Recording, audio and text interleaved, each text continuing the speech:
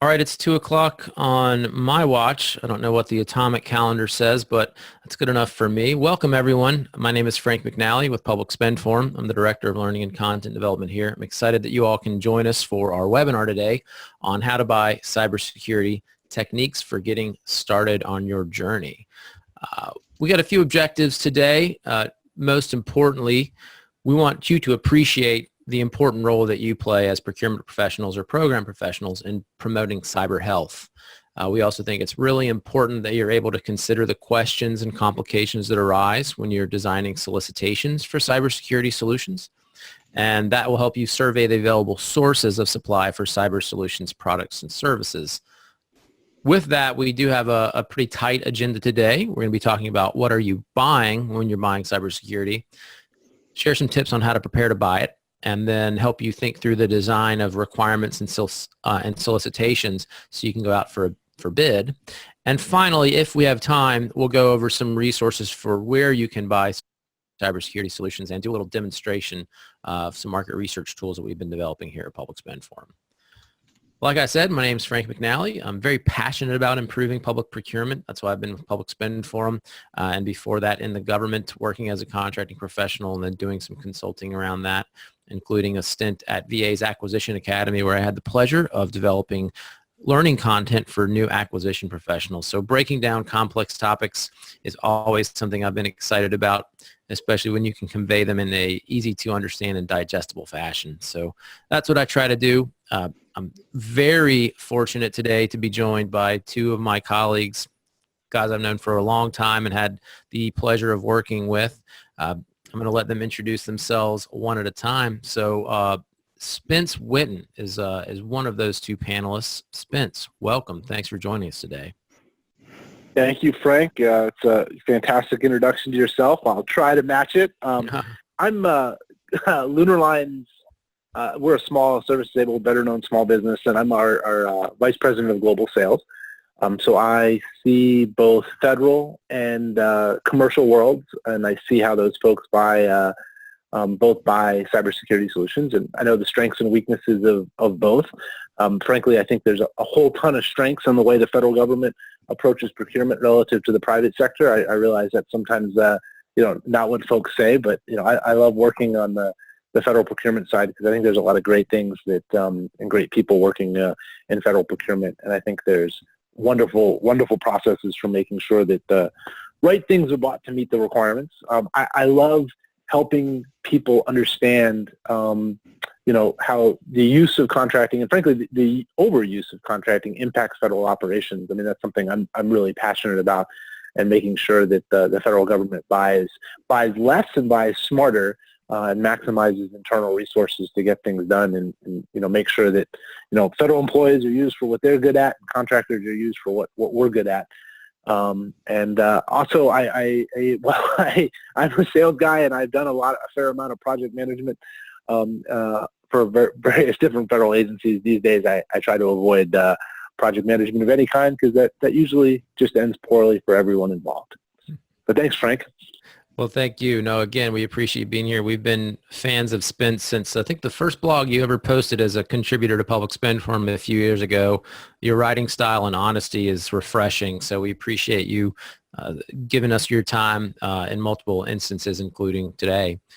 Neil Chaudhary is our other panelist. Neil and I have worked together on several programs, including the design and development of a digital IT acquisition professionals program that we delivered together a few years back. Neil's a super smart guy, and I'm going to let him introduce himself and tell you about something pretty rare that he witnessed, I think, last year. So, Neil, you want to go ahead with that? Well, super smart. I can't really top that. You really nailed it right there. But yeah, my name is Neil. Thank you for having me, everyone. I have built my own company because I wanted to do what I love, which is building complex software, teaching people to do things the right way, stressing the values of things like Agile and DevOps and so forth, and helping both government and commercial enterprises leverage the values of building software the right way in order to deliver the best value for their customers, be they tax-paying citizens or shareholders or just users. I worked with Frank, as he mentioned, on a project to help teach procurement officials how to write the best contracts to deliver the best kinds of software outcomes. I'm a member of the GAO Agile Expert Group because, as I mentioned, I think building technology the right way is just as important as building cool stuff. And as Frank mentioned, this wasn't last year, actually. It was just a few months ago where I was in Las Vegas to see and witness the Washington Capitals win the Stanley Cup against the Las Vegas Golden Knights at the game. And it was one of the greatest nights of my life. Well, that's right. It's rare to see a Washington sports franchise capture a championship. I was really happy. And now that I'm sure I've alienated about half of our audience today, I obviously say that tongue in cheek. But Neil, I'm sorry, I neglected to write in here. You are the president of Vidya, which is a software development company, and you've started that yourself, and that's quite impressive. Vidya, make sure to have that in the webinar materials. So, Neil and Spence, thanks very much for those introductions. We're going to kind of jump into our session here after a quick couple of housekeeping slides. First and foremost, we do have a webinar chat and a QA function in this Zoom platform. We would love to hear from you. We actively encourage questions. We will take them on the air as long as they're relevant and sort of in stream. And if anything doesn't really fit in our conversation, you can put it in a QA and we can get to those at the end. But Yanisa will be moderating the chat. So if you have questions for us, please send those in the chat, and you can access that Zoom chat in the toolbar, which is either on the bottom of your screen. It's probably on the bottom of your screen. If you kind of hover at the bottom of the webinar player there, you'll see the opportunity to open up that chat or open up that QA. So please don't be shy. Spence and Neil have a wealth of experience. They're far smarter than me on this, so ask them questions while you have them.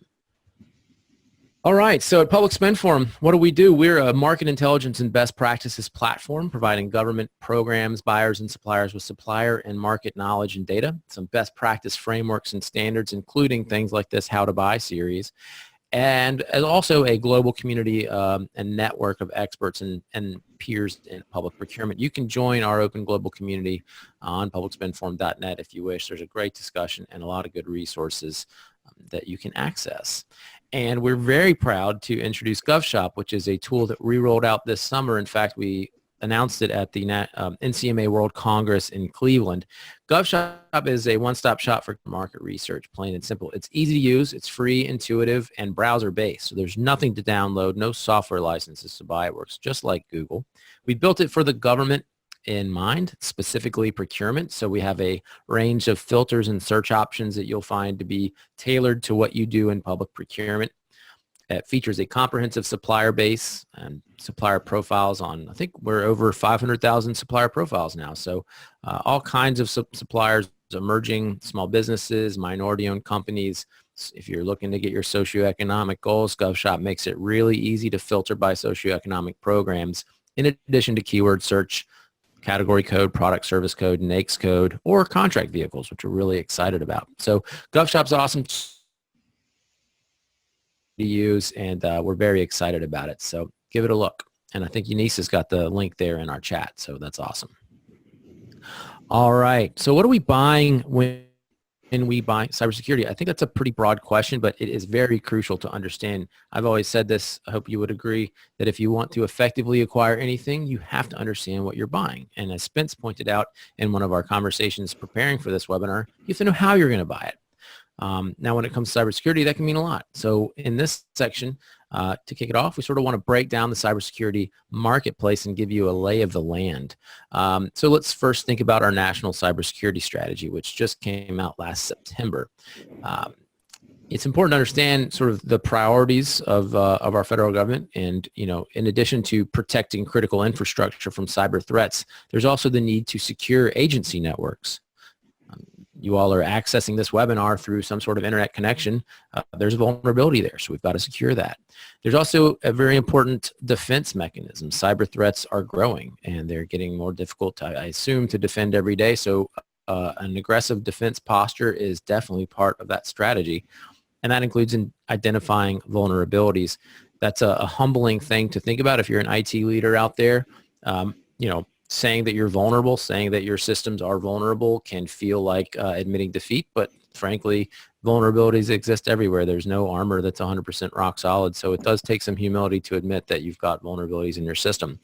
we do that, we're able to more effectively develop system security and application security to protect those and shore up those vulnerabilities. Neil, sorry, Spence, I think you've given this a read. Any sort of comments from your end on the national cybersecurity strategy? Yeah, absolutely. So a point that I'm going to continually emphasize throughout this webinar is the importance of keeping procurement professionals involved in all aspects of not just pre-procurement planning, bid and proposal process evaluation, but throughout execution. When I'm involved in programs, there's a marked difference between in success when procurement professionals are involved in the execution phase and project closeout versus just disappearing during the bid and proposal process. I think you guys bring a whole ton to the table, and one area where that really stands out is in execution of our national cyber strategy. So if you've taken the time to read this, you'll know that the cyber strategy is built around a series of pillars. And in each one of those pillars, procurement professionals play a key role in achieving the results of the national cybersecurity strategy and enhancing our national cybersecurity posture. Some simple examples, right? So we are putting a huge emphasis on both the National Institute of Standards and Technologies with new regulations, but also the strategy itself on supply chain risk management. There's nobody better suited to helping tackle those challenges than procurement professionals. Another example is ensuring that the contractors and the companies that they work for also follow security best practices. I can't tell you how many contracts I've bid on for really serious programs with really high impact on high impact national priorities without any security requirements for my own firm. So we voluntarily adopt the NIST standards, the same standards that the federal government adheres to, but a lot of contractors don't, and we really count on the procurement professional community to hold our feet to the fire and to make sure that we're meeting those high standards. That's reflected in the national cyber strategy. Another example of many, again, I really encourage you to take at least flip through the national cyber strategy, and I think you'll see yourselves and your own responsibilities throughout that document, and I hope it will help you understand your own the importance of your role in achieving these goals. But another example is on talent management. So we really count on procurement professionals who have this wonderful mid and high level view of how an agency plans to develop, since you guys are the ones buying everything, to build talent management, career development into solicitations and ensure that contractor staff are bringing the right skills to the table from a cyber perspective, but that also there are solutions to enable your own federal employees and your own procurement staff, if you're managing folks, so that they're also staying on top of emerging issues in cyber. And so I could go on for this whole hour about the ways the critical role that procurement professionals play in execution of the national cyber strategy. But I mean, you guys aren't just a tangential role here. I mean, you guys are front and center to achieving these objectives, and I really encourage you to take a look at it and sort of understand your own importance in this process. And if I could just piggyback off that as well, I completely agree with Spence, and I would encourage you to leverage the security SMEs in your organization, try to gain as much information as you can about the business domain, about the threat profile, and even though this can be a very broad and complex topic, focus on outcomes, focus on what you are going for, and then drive vendors to explain how they will deliver those outcomes. And as Spence mentioned, be involved from pre-award all the way through execution, post-award and execution. I think that's critical as well. You can already start to hear the themes that Spence, Neil, and I are going to be talking about throughout this hour. It is a really good read. I mean, I definitely recommend reading it. If you want to be intelligent, if you want to know what you're buying, this is the type of exercise that helps you understand what's going on in meetings, right? That helps you understand what your customer is talking about. So when we send our post-webinar write-up and materials, and yes, you'll get these slides for sure, we'll send a little annotated version of this cyber strategy with some of my highlights of where I've seen procurement impact in this document. So that's how important I think it is for us to read it. So now, as we're getting prepared to buy cybersecurity and we're getting started, I think it's important to understand your customer, really your agency's IT environment, because that can help us think through what we might be buying. So, as an example, your agency has a different cyber mission or cyber role to play. Spence, you've worked with a lot of public sector clients. does the mission of an organization really impact how they approach cyber? Oh, it's critical. So, there are no one-size-fits-all cyber solutions, and nobody understands that better, I think, than procurement professionals who, are part of the agency, so they understand the mission and they're really steeped in that, but they also, again, have that big picture perspective on what the market's providing, or at least they should, right? Some procurement professionals do a better job than others, and some wonderful tools like GovShop can help you, build that picture and really understand that industry so that you know how to take the mission priorities, both at a high level, but also at a mid and even granular level, and map them to what industry is doing to help shape those requirements and those solutions. And frankly, I think procurement professionals often do that better than technical requirements writers. So somebody who, needs to buy, servers to operate and maintain a system, they have a very narrow objective, right? They need to buy this equipment. They need to link it to this server. I think procurement professionals play a really critical role in sort of abstracting up from that and making sure that acquisition actually meets the broader objectives for the agency mission. So a great example you have on there is Treasury, right? So Treasury deals with a lot of complex, financially oriented computing environments. They have unique security challenges. Procurement professionals are really well I'm not sure if we positioned to lost go out Neil and... or if... No, hey, can you hear me, Frank? I'm here. Yep, got it. Okay, cool. Sorry. So procurement professionals are really uniquely suited to go out in the marketplace, identify those solutions, and map them back to agency mission because it makes a big difference. Excellent. Yeah. So right. So if you understand sort of where your agency is, what they're going to be requiring ultimately, you can then start to read the right resources. You can start to have the productive conversations with customer. That's important, right? So, but you also have to know your current technology landscapes. Neil, we worked on the DITAP program together. We saw firsthand how some IT professionals are definitely in sort of the shoes, or I guess straddling the legacy versus the, to-be environments. What are some challenges when you are straddling that sort of old and new when it comes to buying cyber, like for instance, or even moving to the cloud? Well, so I feel like in either case, and this is something that's stressed by the Scrum Framework and Agile and by Place 6 of the Digital Services Playbook, having a product owner, a domain expert, is critical.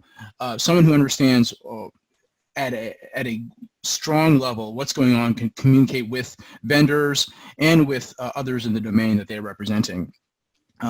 They also can help prioritize the work, so figuring out what's important so you can deliver the highest value as quickly as possible.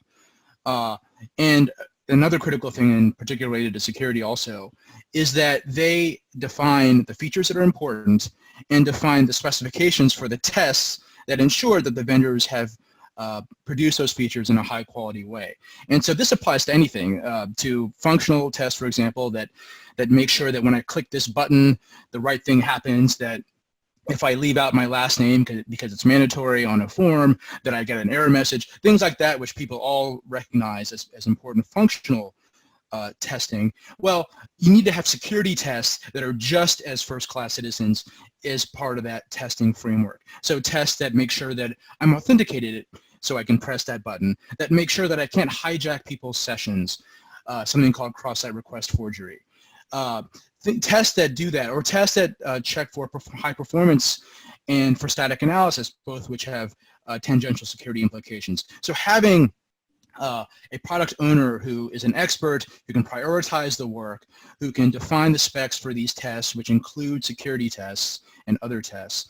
Having all of this in place, I think, is critical, regardless of whether you're on-premise or transitioning to the cloud. Right. I mean, we know a lot of agencies are attempting to migrate to the cloud. Some have been doing it rather effectively and in sort of a modular fashion. Others maybe still sort of trying to get off the starting line. But I think to Neil's point, having program owners that understand the environment, product owners that understand the environment, that could sort of translate the functional requirements that you're talking about, because you sort of know this stuff firsthand, into contractual requirements, will help you as a procurement professional write the best requirements. There are obviously IT networks that are still running on-prem. Spence, what are some security risks there, and sort of how do you shore them up? Well, so there's a security risk and there's also a procurement risk that I'd like to talk about there. So on the security side, when you have on-premise systems, particularly older legacy systems, there are unique challenges. For a great example, a really simple example is that on a lot of legacy equipment, you're not getting patches anymore. So not only are you not able to fix existing vulnerabilities, you may not even learn about new vulnerabilities because if vendors aren't patching things, they're probably also not paying attention to emerging vulnerabilities on those platforms. This is really common in the federal space. And so you really, when you're designing procurements and you're dealing with a leaky legacy system, particularly if it's public facing, you really need to challenge. And this is another theme. We like to, lay our themes out just transparently. So another theme you're going to hear from me throughout this webinar is really pushing vendors hard on critical issues in security. And so when you're dealing with legacy systems, make sure to ask vendors hard questions, either in pre-solicitation processes or, in the RFP itself. I mean, demand to know how vendors are going to take concrete steps to ensure the security of legacy data, because it's a big deal. Another challenge is that for a lot of legacy systems, even if it might not be next week, it might not be next year, it might be 3 or 4 years down the road, but there's probably a plan somewhere to transition at least components of that system to the cloud. And unfortunately, what we see a lot with solicitations right now is that agencies are awarding nice, big, long 5-year contracts to operate and maintain legacy systems, but they're not including cloud expertise in evaluation criteria, so that when that system ultimately makes a transition to the cloud, the vendor or vendors selected to support that system don't have the necessary expertise to lead that transition. And so this is another area where I think procurement professionals are in a wonderful position to help, because you all have a great perspective on what, or can at least, just by asking the right questions internally, over what the agency's plans are for buying cloud services. And you can sort of have a little warning flag. It's like, wait a minute, I see we're putting a solicitation out for this system here, but I know that, 2 years down the road, my CIO wants to transition this system to the cloud. I need to ensure that there's some level of cloud expertise in the incoming vendor to ensure that transition goes smoothly. Because there are major challenges with legacy equipment, and the skills to manage legacy equipment and the skills to transition securely to the cloud are different. And if you're dealing with that situation, you really want to push the vendors to make sure that their solution includes, protection for legacy equipment, but also that cloud transition stuff. What's interesting is you gave a patch example, and that's essentially what hurt Equifax. So Equifax, basically, the reason why the whole breach happened was because one of their software components had a flaw, and the creators of that component published a patch for it. But Equifax never got around to applying the patch after months. So a process that would be in place that would figure out how do you actually learn about the patches, how do you then incorporate the patches into your deployment pipeline, how do you know how long that process took and that it happened. These are sort of outcome questions and process questions that I think you should be really focusing on with vendors. These are the kinds of outcomes you want. How do I know that this thing is available? How do I then get this thing into production? And how do I know how long it took for that whole process to happen? Metrics. And asking vendors, or demanding vendors, frankly, to explain how they will deliver those kinds of outcomes is absolutely critical. And in order to do that, as Spence has said time and time again, that means you need to be involved and knowledgeable. Yeah, I mean, and what we're talking about really is beyond just your immediate, procurement portfolio or the PRs you're working, and it's what we're talking about it's what we mean when we say market intelligence in your agency. Understand priorities, be, a holistic, trusted business advisor. One other thing just to keep in mind too is just the demographics of your organization. Your next big IT contract will have cyber implications, especially if you have a federated agency. If you've got staff all across the country and multiple offices or field offices that require, mobility and access when they're in the field, you're going to have a different sort of cyber need than if you all work in one office. Similar with teleworking and BYOD. These were pretty popular initiatives years back. And so how do you handle cybersecurity when somebody brings their own device or works from home? These are questions you got to be thinking about in procurement. There's a lot of products and services that you can access. This is really just a sort of a composite of different services and product names. I kind of want to share this because it gives you just sort of a sense for the terms that and the lingo that people use when they're talking about cyber.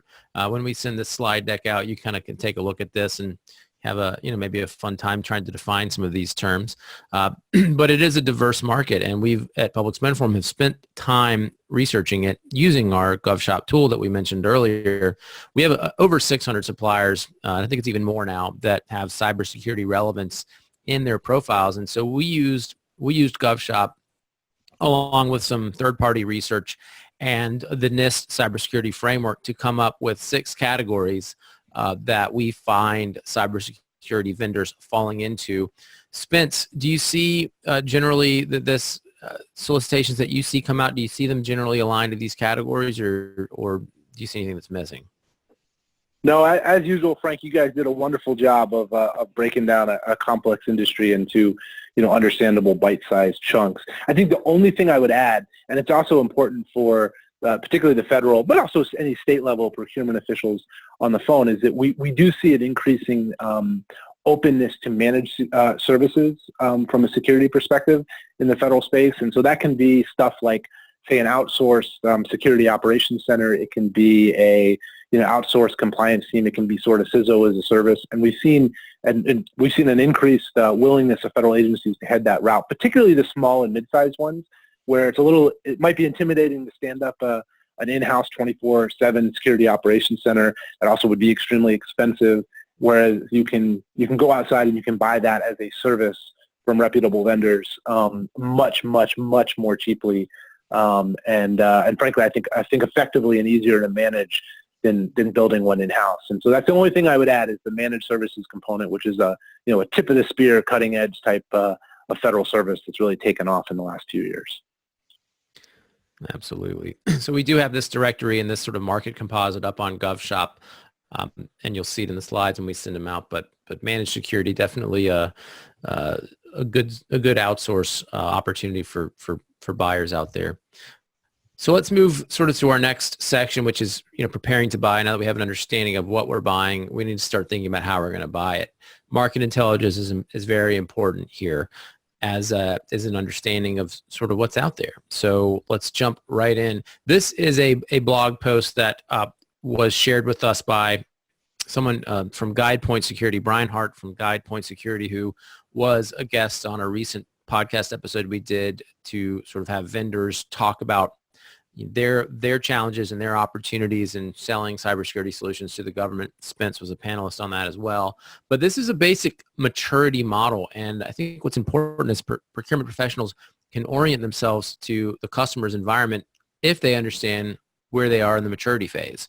So depending on where your customer is on the scale can help you anticipate like the types of services or products that they may need down the road. So at a basic level, maturity is just securing your current assets. The blog author calls this basic cybersecurity blocking and tackling, things like network security, vulnerability management, identity management, and then from there going to from basic security to cleaning up the environment, identifying your data and classifying it, and cleaning up the networks. Spence, at these 2 levels, what should procurement be looking to deliver for their customers? Well, I think one of the really key things that procurement folks can help your own internal agency buyers and requirements owners understand is that sometimes you have to have certain infrastructure in place to take advantage of certain cybersecurity talent. And so I would gently and politically, it's always a tough world, but make sure to ask the tough questions internally when somebody wants to buy something. So I can give you a great example from my own personal experience.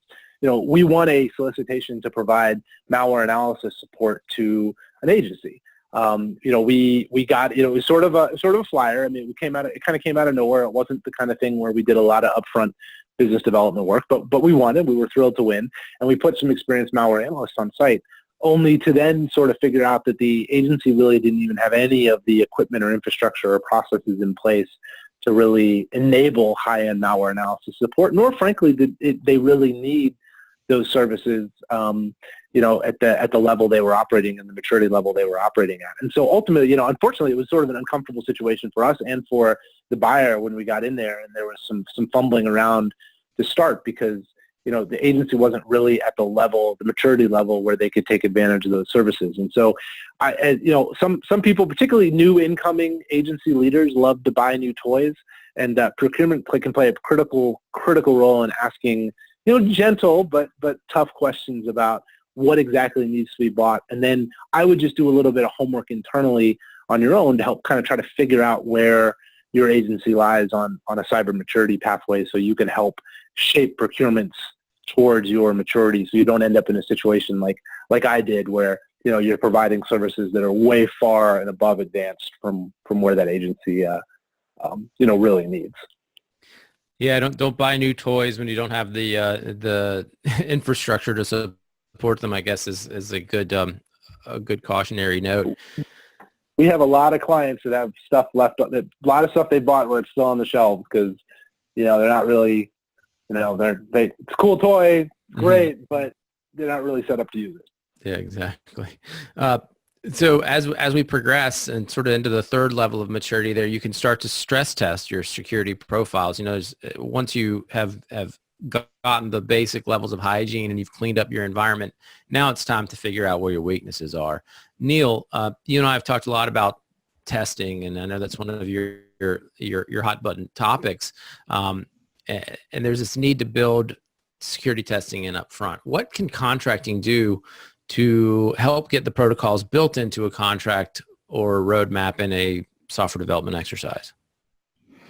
So it's critical, I think, and you and I discussed this with procurement officials on the DITAP program, that you buy a process rather than a product, that you demand that vendors actually explain to you how they're going to deliver the outcomes that you want.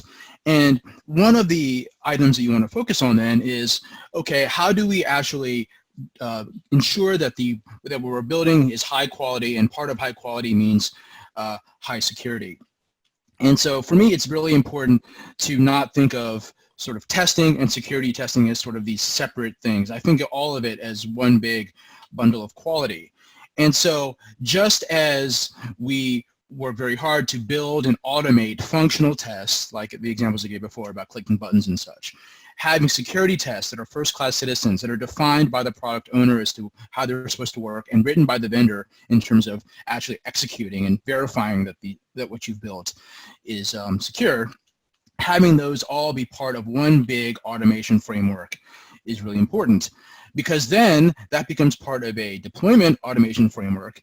And then ultimately, what ends up happening is, if things are going well, that as soon as people make changes to the code gets run through the ringer in a good way, or all the functional tests, all the security tests, all the performance tests, all the static analysis tests, all get exercised on the code base, and when they pass, then it gets pushed to production. This is why companies like Netflix and Amazon can have release cycles that are minutes, and have new releases in production within minutes, as opposed to what you might think of as months for release cycles. So demanding that vendors actually explain how they can deliver that kind of outcome, where security tests are first-class citizens, and that how they will actually write those tests based on security expertise from you and others in your domain. How they'll do that, that's the kind of thing you want to get at. And asking those tough questions, as Spence mentioned, that will, I think, self-select vendors. So they will know that, oh, wow, you better come correct if you're going to bid on this. And so that self-selects. And then it also helps provide some very stringent requirements so that it helps limit protests, which I think is also very important for your time. And we're going to talk a little bit about that in the next section on building, sort of getting out there and buying it, and how you can write solicitations. It'll tease out the outcomes that you're looking for and really screen out the pretenders. So, it is important to build security testing into the process. It's much easier to fix things while you're building them than to complete the product and then have to go back in and clean things up, because that's what's going to happen in phase 4.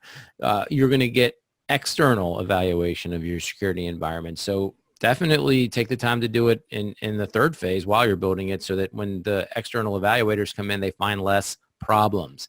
And they're going to be doing this with penetration testing and risk assessments. One of the topics that we discussed in that podcast I mentioned, these are things that you can, as a procurement professional, really, think outside the box and get smart about, because those things don't have to be long-term contracts. You can get a short-term pen test is what they call penetration testing. You can get that done, in a week or two under the simplified acquisition threshold. So it doesn't have to be a really long procurement cycle. And once you kind of get through that fourth phase, there is a fifth phase of maturity, and that's thinking outside the box. You can read about that in the blog if you want. That's linked in this deck when you get it out there. But the thinking outside the box, that's really when the new tools, the shiny pennies come out, and it gets pretty fun. But make sure you're solid at all four stages, and think about it as a procurement professional. What are your customers' needs going to be at each phase?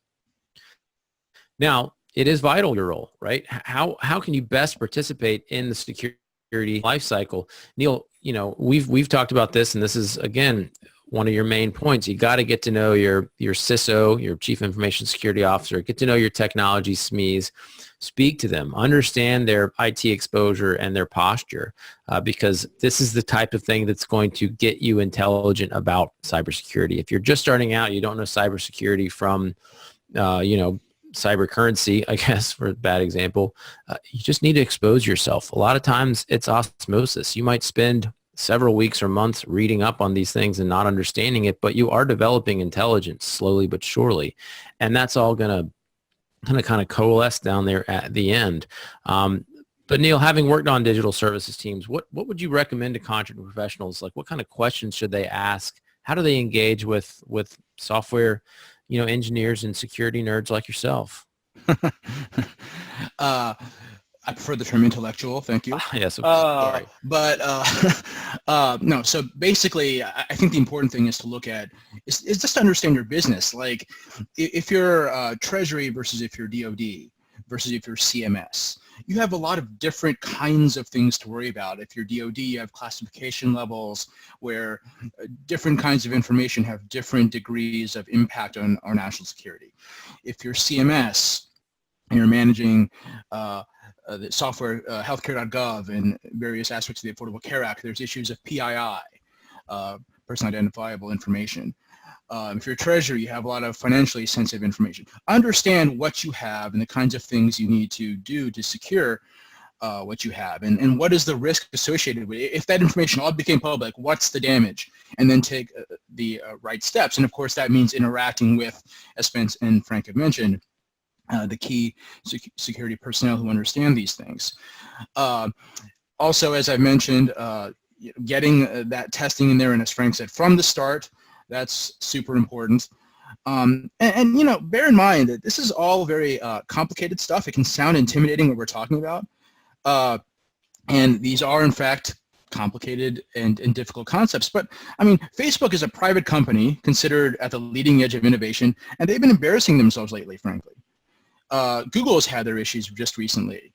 So this is a tough problem that even supposedly the greatest minds in the world are having trouble with.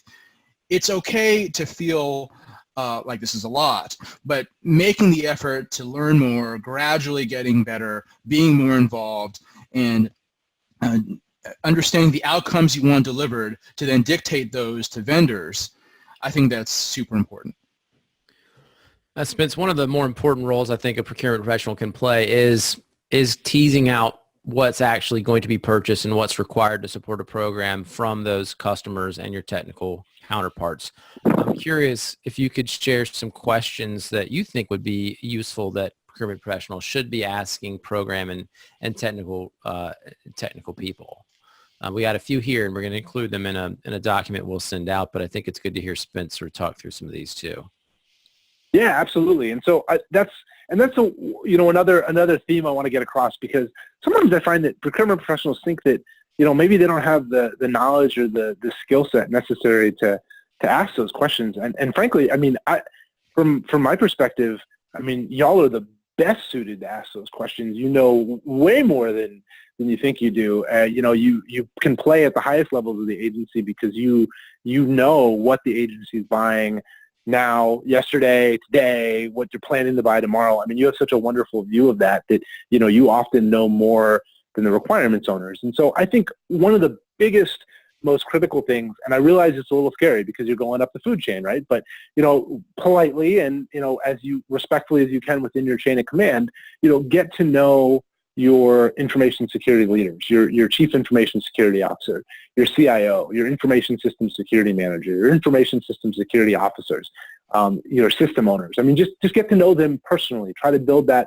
relationship and understand what they really care about, what they're struggling with. Have honest conversations about how vendors have let them down or where vendors have really succeeded, so that you can just understand their pain points, and that will help you write better solicitations to meet their objectives. Because ultimately, we're trying to equip those personnel with the skills and tools they need to do their jobs better. And so just getting to know them and understand what they do and don't care about, I think will do wonders for your ability to steer procurements appropriately and make sure that the right skills and solutions are in place. I also want to go back to that maturity model phase. So, if you're finding yourself dealing with a lot of cybersecurity procurements, it can be really intimidating, but a lot of it isn't that. It sounds more complicated and harder than it is. And I know you guys can get up to speed really quickly and understand the technical questions asked. Like, for example, is this a legacy system? Is it well supported by current vendors, meaning are we getting, patches in place? What's the compliance posture? Are we behind on compliance? Are we ahead of the schedule on compliance? Are we moving to the cloud? How are we dealing with the challenges associated with moving to the cloud, like access control and encryption? And you don't need to understand how to implement those things, but just knowing to have those conversations with requirements owners can go a long way towards helping you get the right skills and tools and products in place. Another big one to understand is what data a system holds, right? So you want to have some basic... Oh, there you go. Sorry. So you want to have some just conversations about, with your system owners and your leadership about what data is in a system, so that you understand, is it sensitive, is it private data, is it financial, et cetera. And so those are some of the critical questions I think that procurement professionals can ask and really help make sure that procurements are structured correctly. Yeah, and the answers that you get are going to ultimately find their way into the solicitations and the requirements that you are developing. So, we're going to share some principles here. And so, if you're buying cyber solutions or support, you're going to have to create that requirements document. The most important thing, I think, and Spence, you'd probably agree, is to create requirements that allow your evaluation team to identify the most capable suppliers. Sounds like my mic is going in and out. I apologize. That's okay. I'm not the smart person on this webinar anyway. I'm going to let Neil, actually I'm going to let Spence take this one. Tell us a little bit about how you've seen procurement outcomes improve when requirements are written in sort of an open-ended manner. Sure. So I will tell you, a lot of solicitations are pretty fluffy. And I love fluffy because that's just a creative writing challenge, and I will write circles around any other proposal writer in the city. However, that doesn't necessarily mean that I'm bringing the best solution to the table. And so I think there are some agencies, I'm going to hold up DISA as an example, because I think DISA, and it's rubbed off onto other areas of DoD, does a wonderful job of, yes, we need to buy this big old program, and yes, we need all these services. But we don't want to confuse the matter by reading these giant proposals about every little thing that we're trying to provide. We're going to ask 4 or 5, maybe a half dozen extremely hard-hitting questions in the evaluation criteria, and they're really blunt about that. They're like, look, I know, I've seen this a lot in the Navy too, where they'll specifically say, there's a PWS here. You need to be able to do everything in the PWS. That's what you're going to be held to. But you don't even need to worry about writing to it. We want to hear what you're going to do about. You're going to be evaluated on how you're going to tackle these problems. And they're actually really tough proposals to respond to technically, but they tend to be a lot shorter. They're easier to evaluate because they're super focused on what an agency cares about. And maybe let's just go back to that theme of cloud transition. Maybe your CIO or CISO is extremely concerned about transitioning the system to the cloud, right? So you're buying security services that include compliance, it includes security operations monitoring. But what you really want to hear about is how they're just going to the vendor is going to knock it out of the park on this transition to the cloud. So don't ask us to write a whole bunch of fluff about how we're going to, do technical writing for reports, or how we're going to, input stuff into Excel. I've literally seen that in a solicitation before, trying to write to that. Ask those super hard-hitting questions that are really focused on the requirements. You're going to get fewer respondents because it's going to scare away a lot of the pretenders, but the responses you get are going to be astronomically better. I mean, they might even be interesting to read. You might actually even learn something about reading these responses because you're really forcing vendors to answer questions that really are what you care about. And I think that's something that procurement professionals play a critical role in doing. I mean, you guys can ask the questions and have the conversations with your requirements owners to help them distill that down. They might not even know what they really care about. They might not even necessarily be able to articulate what it is that keeps them up at night until you start asking those questions. And then focus the solicitation on those critical key challenges and make us come to the plate with great solutions. Those scare me. Again, I can outright anybody in the industry. I can't necessarily always run circles around them technically. So by doing that, you've created a much more level playing field. You're going to get the right vendors to the table, and you're going to have smart solutions coming right into the door. Yeah, that's awesome. Spence might be Shakespeare, but I'm still Hemingway. And but I totally agree though that that the hard-hitting questions, which as a prerequisite demand the knowledge we've been talking about, that making the effort to learn from professionals and to get involved. But the hard-hitting questions and also not only help dictate to vendors the kind of outcomes you desire and force them to figure out ways to explain how they'll do it. But as I mentioned before, it'll also help limit protests because everything is so hard-hitting and so specific. It'll be very hard to protest because usually it's the fluffy ones that are more protestable because there's so much fluffy language that's subject to interpretation.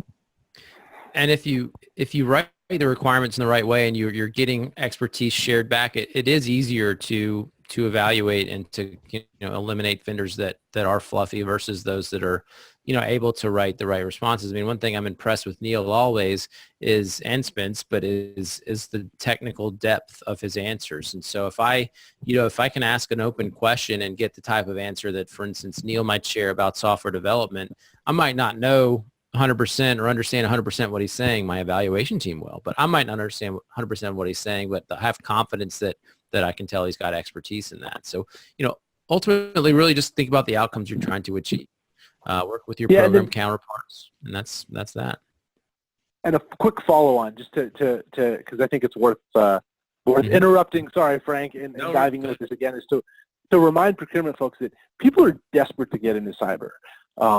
Any diversified IT services company, is really, really desperate for cybersecurity contracts in the federal government, which means you're going to get a lot of unqualified bidders that have never done this work. And just as a blunt statement, we all lie on past performance, right? That is, just never believe a past performance you read. And even when you go validate references, because oftentimes, the technical reference that we're providing couldn't tell you one way or the other whether or not what we said was true or not. So the best way to separate the wheat from the chaff is to ask those tough questions. On the civilian side, another agency that does this really, really well is the FAA. I know FAA will ask extremely tough technical engineering questions. They're almost like midterm exam questions. Like here's this problem with this radar. How are you going to fix it? And that really does separate the pretenders from everybody else. And that's fantastic. Yeah, it's true. Resumes and past performance, right? They're what we want them to be. So how can we build flexibility in? Because threats evolve and vulnerabilities change. The cybersecurity landscape's ever changing. How do we write contracts that can adapt to future threats that we don't even know about? But what I was about to ask Spence is to share some examples that he's seen on flexible contracts and examples that DoD has done, I think, in particular. So thanks, Frank, and again, apologies for dropping there. One of the things I really caution procurement professionals against when planning cybersecurity acquisitions is those sort of traditional single award, non-BPA style arrangements where you've just got fixed labor categories and fixed SOWs and you're just stuck with that throughout the procurement because the cyber threat landscape changes too much, too often, too quickly. And along with that, the skill sets that we need today are not going to be the skill sets we need on contract tomorrow.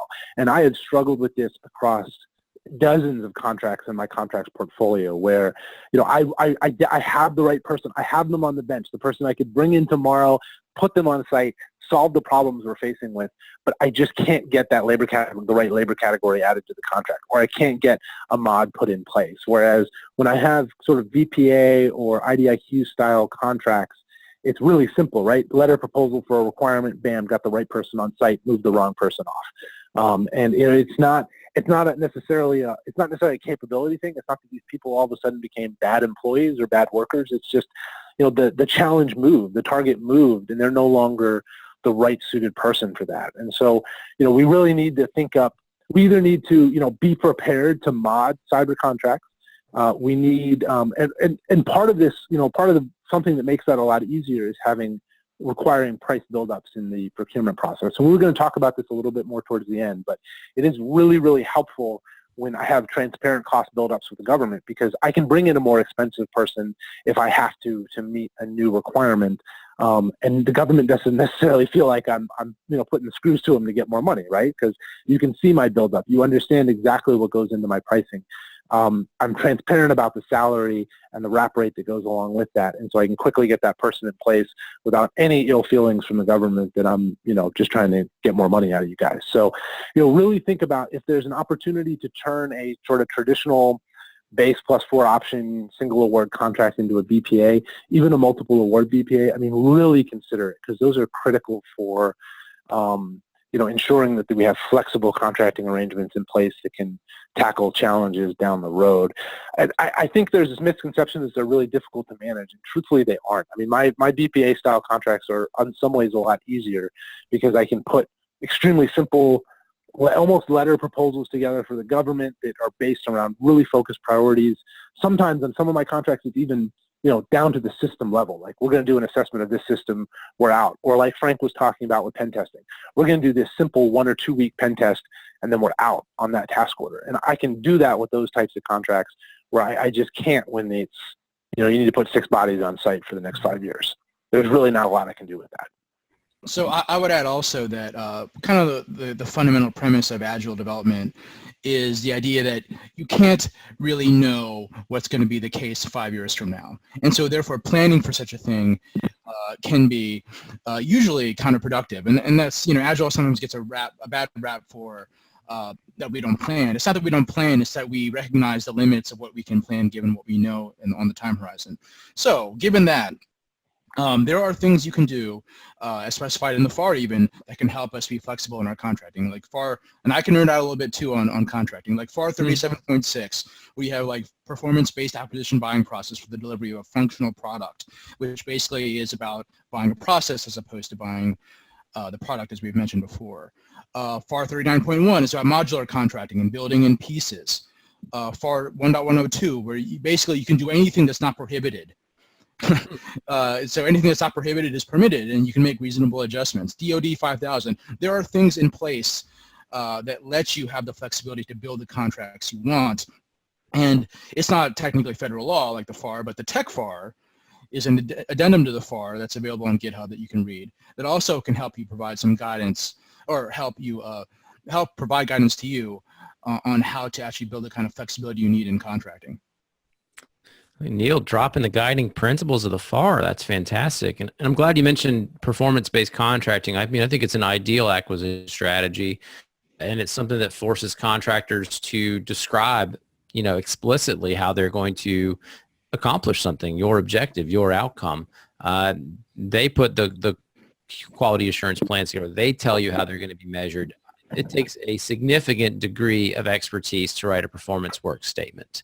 And so if you want to buy something that you're not 100% sure you understand, tell the vendor what you ultimately want, what you need to achieve, and let them tell you how they're going to get there. So definitely keep performance contracting in mind as you go out to procure cybersecurity. And think ahead. Right? Think ahead to anticipate challenges. Nobody can see the future, but we can start to think and peek around corners. One challenge Spence talked about in a recent podcast that I've mentioned is this notion of buying labor categories, that are writing labor descriptions that describe someone who doesn't exist, like unicorns. Spence, when does this happen? Oh, it happens all the time. And so it really causes a ton of frustration on both sides. And so I would really, be really cautious when writing cyber labor categories, because we are in a nationwide cybersecurity expert shortage, as I'm sure everyone's heard about. And so people with certain certifications, we have certifications that are really popular, like CISSP, where there's far more job openings requiring a CISSP than holders of the CISSP. Or my favorite that I'm actually dealing with on a contract right now is, the labor category requires a cybersecurity degree and 10 years of experience. But 10 years ago, there was no such thing as a cybersecurity degree, or there were like maybe 5 people that had one. So, be really cautious about writing labor categories, because it makes it extremely difficult to get people in quickly to solve problems. And also just be mindful of the fact that cybersecurity folks come from diverse backgrounds. So, that's changing. We're getting more traditional looking candidates, but somebody with 15 to 20 years of cybersecurity experience probably has a really weird resume, because not many people were doing that back then. And so instead, one of the things to really push vendors on is make us really talk in granular detail about how we manage professional development for our personnel. So, what in-house training capabilities do we have? What in-house certifications do we have? How are we ensuring that our people have the skill sets for, tomorrow's challenges, and that we're continuously training them up to stay ahead of the curve in cyber? So, ask us really hard questions about that, and be a little looser on labor categories, because it's just extremely difficult to find people right now. And so that doesn't necessarily mean making it easy. It doesn't mean lowering your standards. It just means having a little bit of flexibility built into labor categories, because, again, these people just don't exist. And we're setting programs up to fail by requiring someone with 10 years of experience and a cybersecurity degree. And even if you do know who you require today, you might not know who you need 2 years from now. So I do think having an evaluation set up around, what is an ideal company's in-house personal development or professional development program could be better than saying, what is your staff today? For instance, Spence, your company Lunarline has the School of Cybersecurity, and you're training your professionals through that. So I feel very confident that if I hired you to do managed services for me, that you're going to be training your staff as aggressively as I would hope you would. So there are also pricing challenges. Different firms use different price buildups. When we do use performance-based contracting, price evaluation can be challenging because it's not always apples to apples. So, these are, I don't think we have enough time or depth in this webinar to go into that, but pricing is definitely a challenge. There's contract type. You can get creative with contract types for sure. I would just caution you on some of those more out there, or more, I won't call them experimental, but cost plus contracting, for example, they can be used very effectively, but be cognizant of the contract you write today has to be managed tomorrow. And so don't make it so complex that it's going to sort of collapse under its own weight. So, we're definitely bumping up at the end of the hour here. I just want to real quickly show folks some of the ideas of where you can buy it. Obviously, there's a lot of GSA schedules that exist that already have cybersecurity solutions on there and services on there. You may need, to go off schedule from time to time. But if you're buying, licenses or COTS products, definitely consider some of these GSA schedules.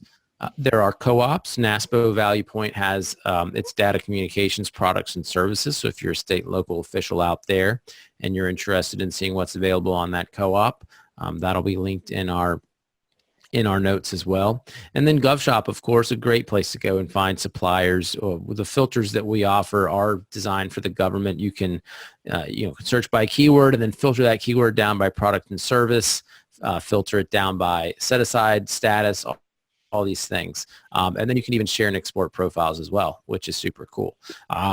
So definitely check that out. I want to say thank you to Neil and Spence for joining us. We will, like I said, be sending out this slide deck along with the recording of this webinar, so you can watch it again if you'd like. And then check out our YouTube channel. We've got a lot of really great learning videos on how to use GovShop more effectively. We have lunch and learns that we're kicking off next week, actually. And so next Friday will be a lunch and learn on how to find cybersecurity vendors in GovShop. So in order to get updates about GovShop and these lunch and learn sessions, go over to govshop.com, create a free account, and you'll get our newsletter, which is full of all kinds of good information and resources for doing market research in the public sector. So thank you for attending. We really appreciate it. I think most questions have been answered. If there are other ones, feel free to chat those to us. And you can look out for all the materials from this webinar session provided via email probably early next week. So thanks again, and we look forward to bringing you another session very soon. Thanks, everyone. Bye-bye.